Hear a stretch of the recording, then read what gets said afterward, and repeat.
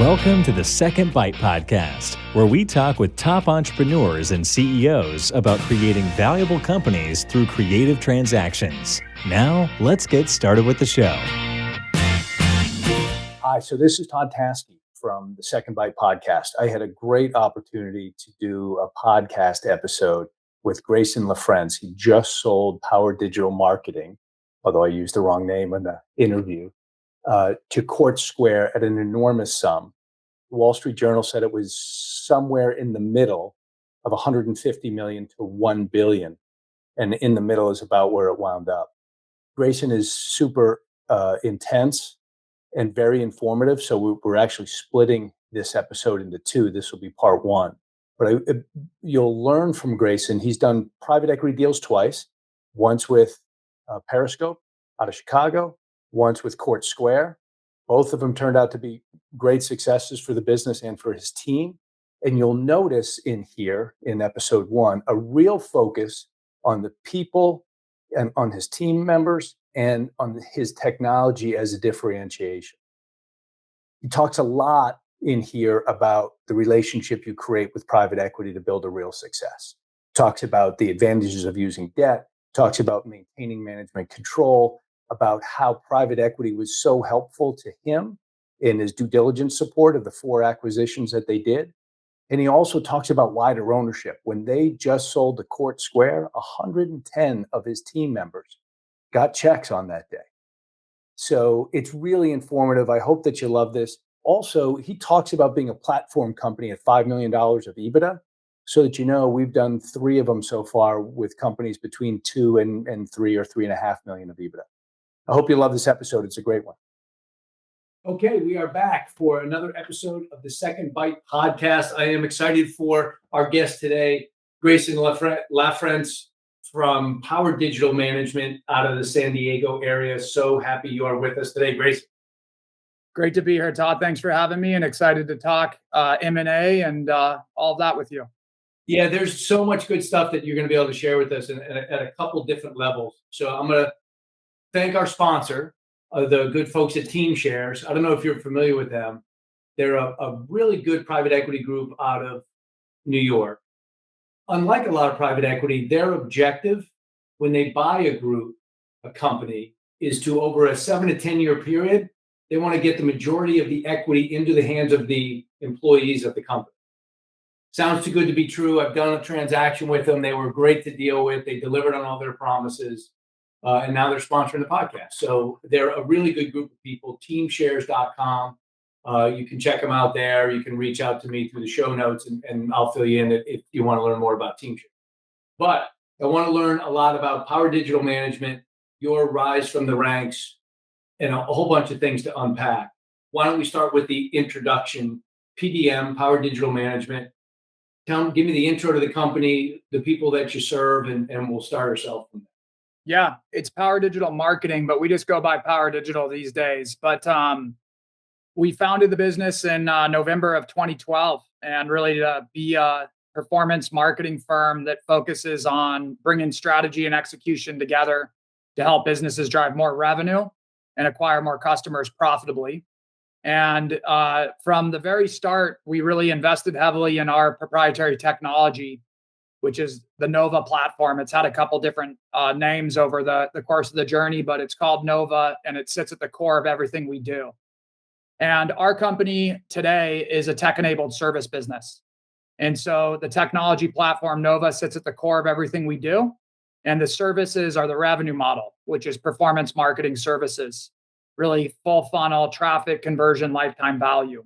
And so from November of 2012 to January of 2019 was phase 1 of Power Digital, and it was bootstrapped, building a profitable business that grew organically. And we built a really special culture and team and technology, and then ran a process at the end of, or in 2018, I guess. And we ended up doing a deal with Periscope Equity, who's a private equity firm based in Chicago. And they were a tremendous partner to us. And we rolled out, more or less a 5-year plan with them in January of 2019 that we completed in 2. And throughout that plan, it was about investing in our people, investing in our tech, continuing to grow organically and improve our metrics and clients and all of that. And then also augmenting our organic growth with acquisitions. And so we did 4 acquisitions between January 2019 and the end of 2020. And those were Factorial Digital, Covet PR, DataQ, which was different than the others. That was a pure technology acquisition. And then the Social Method, which was Facebook advertising and performance creative. And then this past year, we ran a process, and we're lucky to have a ton of interest in a lot of different options. And we really wanted to find a private equity partner again that can really help us reach our ultimate vision, which is to be the most valued and respected private marketing services company in the world. And that firm was Court Square. And we're just starting that journey off with them and couldn't be more excited about it. So I'm going to take us all the way back, right? So when you started the company, did you, because, and I'm, we get to work with a lot of guys that started companies back then that haven't had the level of success that you have from a size standpoint. Did you know right away that technology had to be at the core and that you were always going to focus on ROI as opposed to agency services and the like? Yeah, we did. And, part of it was the way I got into this business was as an entrepreneur that taught himself, digital marketing for other businesses, an e-commerce business and manufacturing company, a SaaS platform, a few SaaS platforms. And so those were your companies, and you had to figure out, how am I going to market these things? Before Power Digital, and I'd hired agencies and was very frustrated with a lot of fluff, a lot of like high level strategy. And basically, where I was in my entrepreneurial journey being on the client side, we had a lot of ideas and strategy, but we needed, help clarifying those strategies. And then ultimately, how do we execute it on an elite level? And I wasn't getting that. And so ultimately, that's what led us to start Power Digital. And the technology was really a vision that I had through my own frustrations, which was, how do we go get growth and how do we kind of handicap what's going to work and what's not? Because there's so many different avenues that you can explore. And how do we build a technology platform that can give us the framework to be able to do that? And so we're making educated, bets and putting chips on the table on different areas, through a lens that gives us a big advantage. And that was the basis of the Nova platform. And I mean, in the early years, it was very much bootstrapped. We'd have one engineer, they'd work on client work. And then as they'd have time, they'd work on the tech. And then we'd use some external partners to fast track it. And then slowly over time, we invested more and more money into that. And then ultimately, when we partnered with Periscope, we started to build a large, fully dedicated team. And so today we've got, I believe, somewhere between 30 and 40 team members that are on the technology team that do not do any client work and work exclusively on our Nova platform and our technology. So is it fair to say you were that guy that were pissed off at the marketing services that you got as a business owner and you were going to do it better and more effectively? Yeah, I was super frustrated by it. And I don't know that I wanted to do it better and more effectively. One of the companies I had, we ran into a big legal situation and we fought it for years and we ended up kind of winning, but it created these complications. And so, I needed to generate income while we were figuring that out. And so we knew e-commerce and we started to do some marketing for some local entrepreneurs that we knew. And we saw that, we kind of knew what they wanted and the frustrations and that we can do it better. And within probably a couple of months, we decided, hey, let's do it. Let's build a great business that solves the problems in this space. That's great. So then let's go fast forward to 2019. So, and we're going to talk about Periscope because I know John Finley did a great job for you guys. That was a great partnership. But take me, I don't know, a few months before that, when you decided, I can't keep doing it this way. What did you need? How did you know you needed to do that? And what were your concerns about bringing in private equity money at that stage of the company? Yeah, so I actually looked at running a process many years earlier because I had challenges with partners and, wanted to be able to reset the cap table and move on. And ended up finding another way to kind of solve for that so that our company and culture could be where we wanted. And so had held off. And I spoke to a banker at the time when we were looking, and he had kind of given me some good data back then on the space. I think when I was doing that, we were 3 million EBITDA, small business, and really said, get to 5 million EBITDA and your options become a lot wider. And so we did that and then went back to him, when we were over 5 million EBITDA, and we ended up running a process. And we had a lot of interest in that process. And most of the interest was more strategic than private equity. I think we had 10 offers or 10 bidders. And I think 8 of them were, I guess, strategic in nature, and 2 were private equity. And I had a really good friend who actually joined us to help with the process, who had sold his company to a private equity backed SaaS platform. And he had educated me more and more, and educated me on how with private equity, how debt is used and how efficient that is, and how it makes your rollover equity a lot more valuable than you think, and how it enables you to still control your business. And for the most part, private equity firms, when you've got a great business, the last thing that they want to do is get involved, and that would be a disaster scenario. And so it would give us the autonomy to really do it our way and to see our vision through, but with strong financial backing that would enable us to invest more in our tech and have, less fear, I guess, around that. And also to grow through M&A, and then also just bring deeper operational and financial skill sets to the table to help us professionalize and get to the next level. So Periscope specifically really stood out in that process because they really saw the playing field the same way that we did in terms of the industry, but more so in terms of people. And we believe that our team is the most important asset that we have, and we prioritize our team over our clients and everything else. And we believe in doing so that the clients win and everything else works. And I think the bad reputation that a lot of private equity firms get is that they're just spreadsheet, based, and it's the world is black or white, and they don't understand, interpersonal and these things. And it was very clear to us that with Periscope, that was not the case, and that they had more of an operator's mindset, and that they understood that at times you've got to take a step back to take steps forward. And they really believed in culture, treating people great, getting employees invested in the business. That was important to us. And we had an amazing option pool with Periscope, where we were able to get a lot of team members' skin in the game. Actually, when we did the deal with Court Square, we had over 110 team members that got paid at some sort of level on some sort of equity upside program, equity-based upside program. We had a couple different tiers of that program. And for a lot of people, it was probably the biggest check they've ever had and very life-changing. And so those were different things that really stood out and attracted us to them. And the way that the partnership worked and the relationship that we built with Periscope over the years and their team, and specifically for myself with John Finley, couldn't ask for more, and will be lifelong friendships. And was just an amazing, super special and fun journey that we had together. So you mentioned that you had more interest from strategics versus private equity. Can you just define strategic? Can you give me an idea, like what kind of companies they were? I think strategic's the word that everybody uses when they talk about M&A. In reality, I'm not sure it's even fully that case anymore, and I don't love the word. But when you look at our industry, there's a variety of buyer universes. So the first and foremost is private equity, and being a private equity platform. And that is a great option for entrepreneurs that really believe in what they're doing, and probably can give you the most long-term earning upside, because you're going to get paid cash, and then you're going to roll equity. You're going to create a lot of value, and that equity is going to be worth a lot more, and you're going to get a second bite, a third bite, et cetera. So that's an option. To start to become interesting for that, you typically have to have about 5 million in EBITDA, because their model is to use equity, but also to apply debt, like buying real estate. And, the amount of debt they can apply safely is typically based on the EBITDA of the business. So that's an option.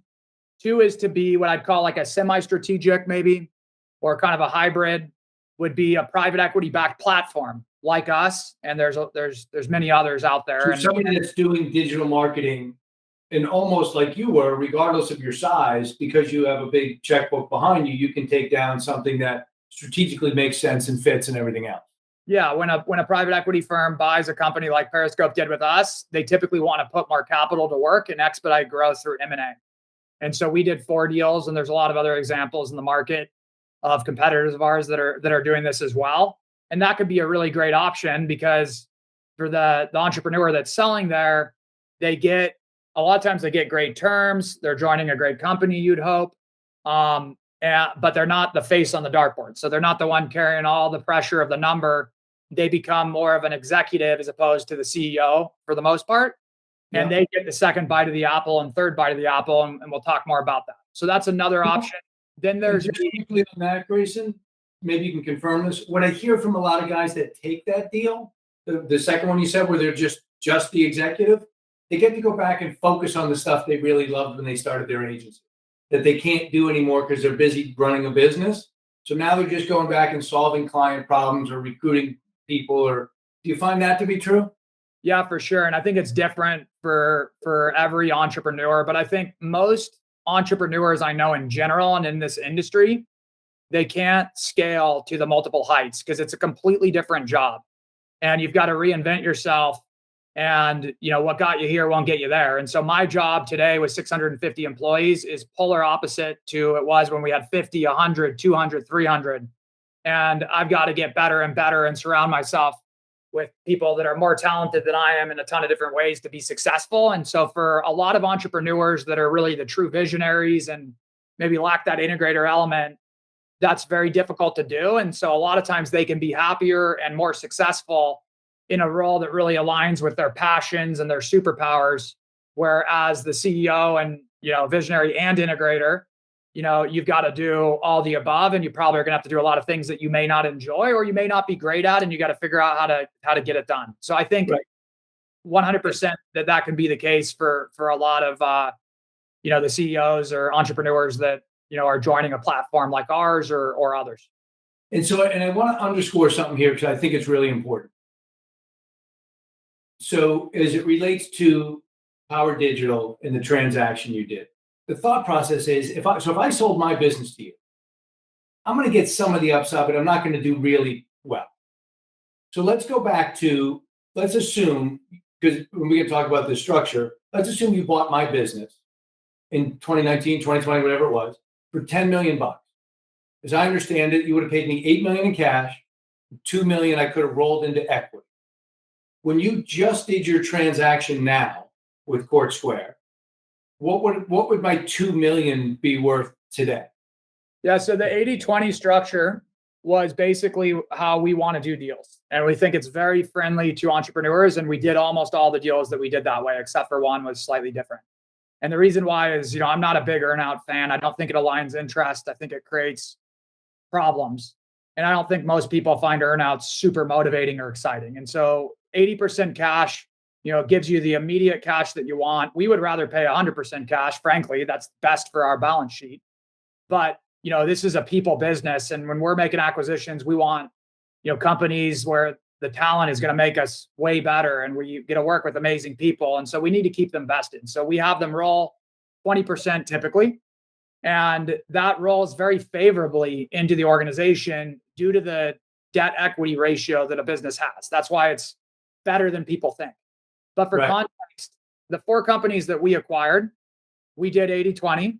Every single one of them made more money on the 20. The 20 was worth more than the 80 when we did the deal. And for most of them, by a little bit or by a lot? Substantially.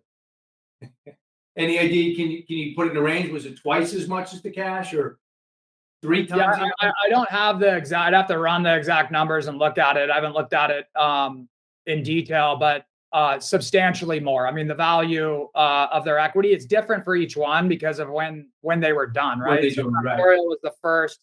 That was done in 2019. So pretty early. And so the value is higher of the roll.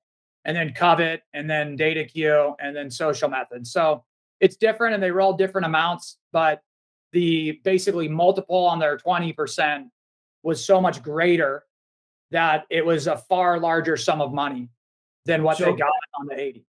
So back to my example, I got $2 million in stock, I got $8 million in cash. When you sold to Court Square, I wouldn't be out of line saying my $2 million of cash was 16 to 20 million of value. So I would have got my 8 million plus the 16 or 20 on top of it. And my point is, if I look at and am honest with myself about my skill set and what you guys are doing in your skill set, and I selfishly say, what's the best way I can take the value I have today and turn it into something big? I say, geez, if I get some liquidity and if I could take 2 million of chips and put it on your side of the table, that for all of those folks, that turned out pretty good. Yeah, it turned out amazing. I mean, there was a lot of tears, incredible conversations. I can't believe that this worked out exactly how it was portrayed to me and even better.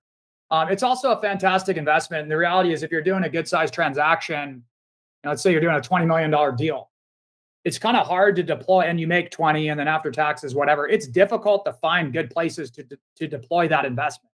Agreed. That get you good returns and not be super risky and that you have some sort of expertise, advantage, or control. Right. And so one of the best ways to do that is to roll that forward because it's yours. It's your equity. You own it. Whether you're there or not, it's yours.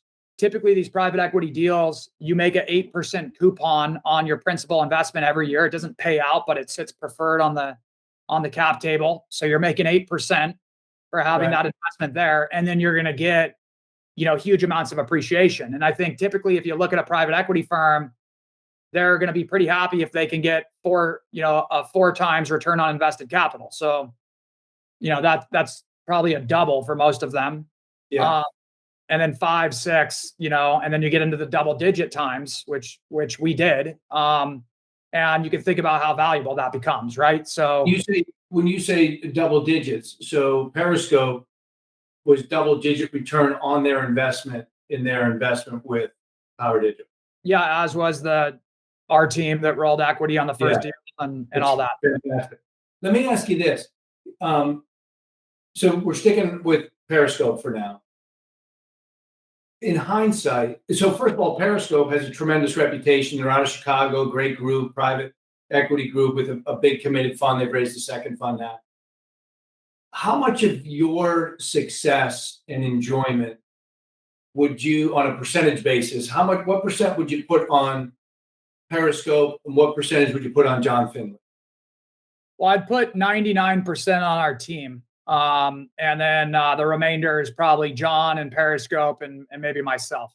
So we probably get 1% of the credit. And I think 99% goes to our team. I mean, and I think great ideas. John would say the same thing, right? What was that? Yeah. Oh, yeah. John, I think is blown away with our team. I think he'd probably answer it slightly different. He'd and take more 2% calculated than my answer. But our team is really the ones that made it happen. And we had a very ambitious mission and vision. And we've just got a incredibly special community that has a total growth mindset and made it happen and was really picked each other up and willing to do whatever it took and do it the right way to be successful. So really all the credit goes to the team and, strategy is great and ideas are great, but it's not rocket science. It's as much as anything, it's about having incredible people that see the vision, are problem solvers, and can make it happen. So that's where the credit goes. But Periscope, the partnership couldn't have gone better. I personally learned a tremendous amount from them, just in terms of how they look at, we were pretty advanced, and John would tell you this too, in terms of how we did forecasting and how our financial model worked and, how we saw the future, and it gave us levers to be able to pull and make, proactive decisions.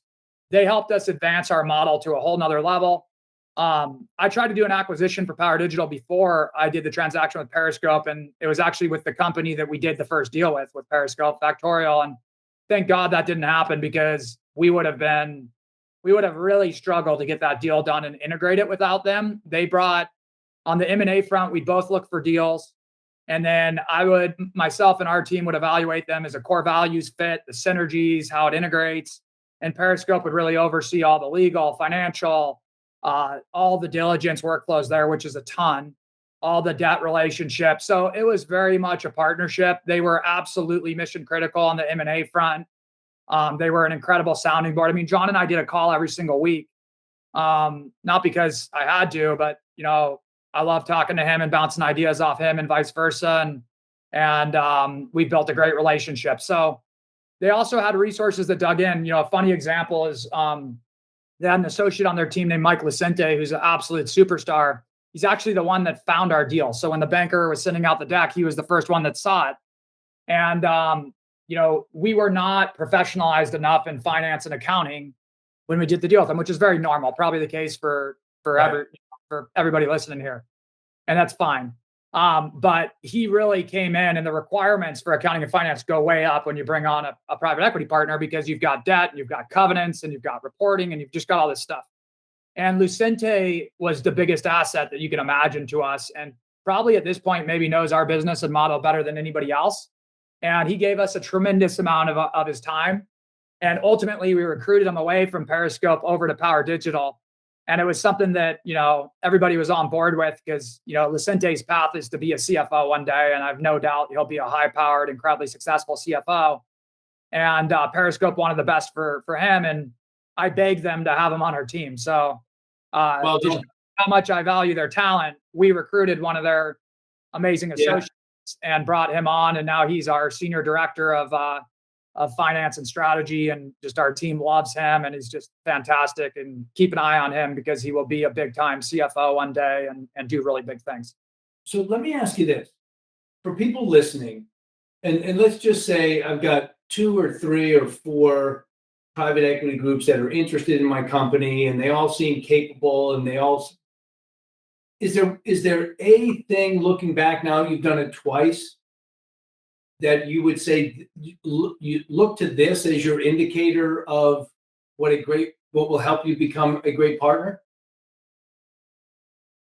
Yeah, I mean, you learn along the way. For me, where it really clicked is I went through that process, and it was a full-blown banker process, talking to a lot of parties. You learn a lot through it. We closed the deal. Then I was on the other side of the table, and we did 4 acquisitions.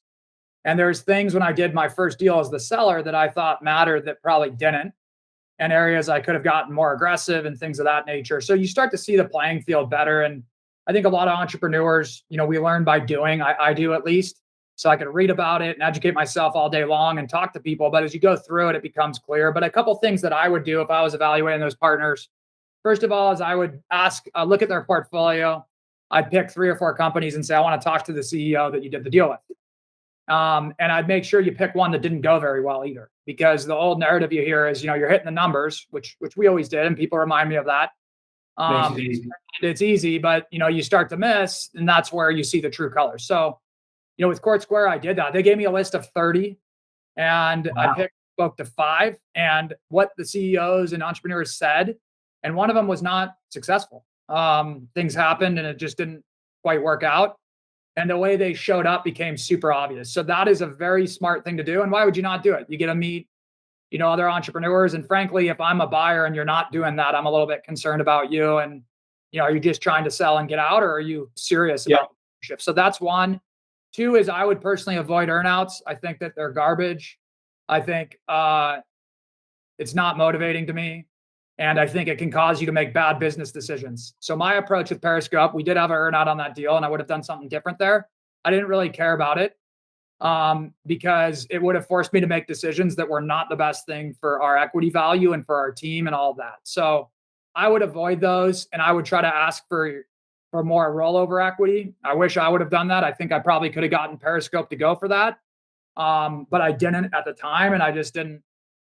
I didn't know that would be possible, but I would have no issue with a company I'm buying asking to roll more money. It tells me that they've got a lot of conviction.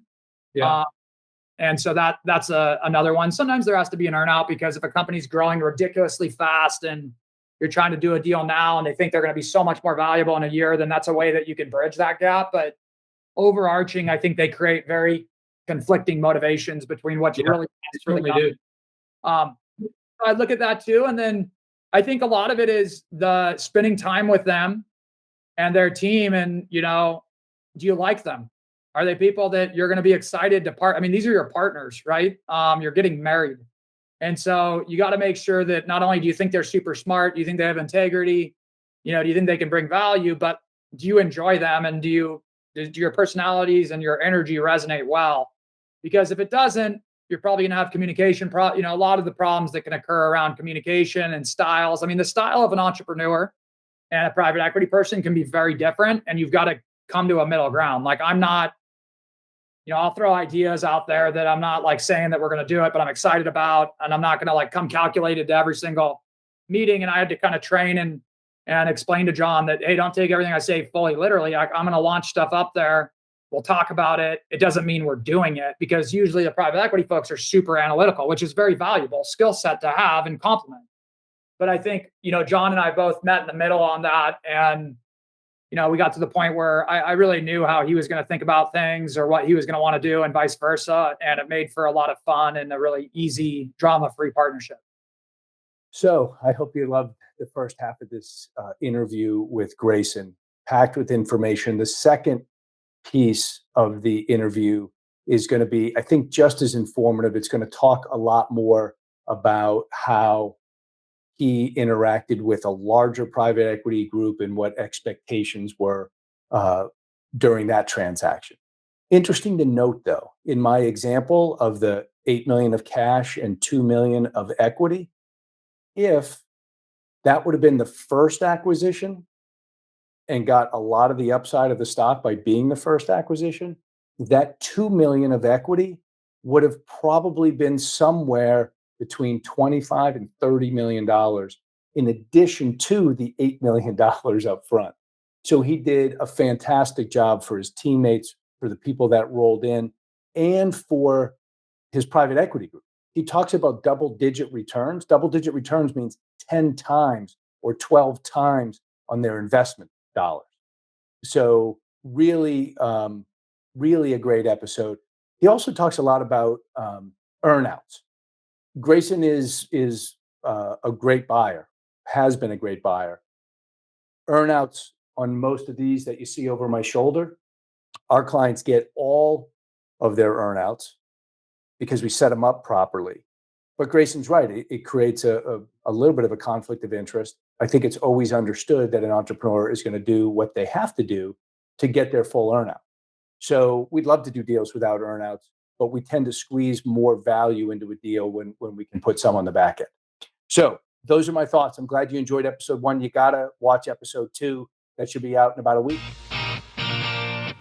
Thanks for listening to the Second Bite podcast. We'll see you again next time, and be sure to click subscribe to get future episodes.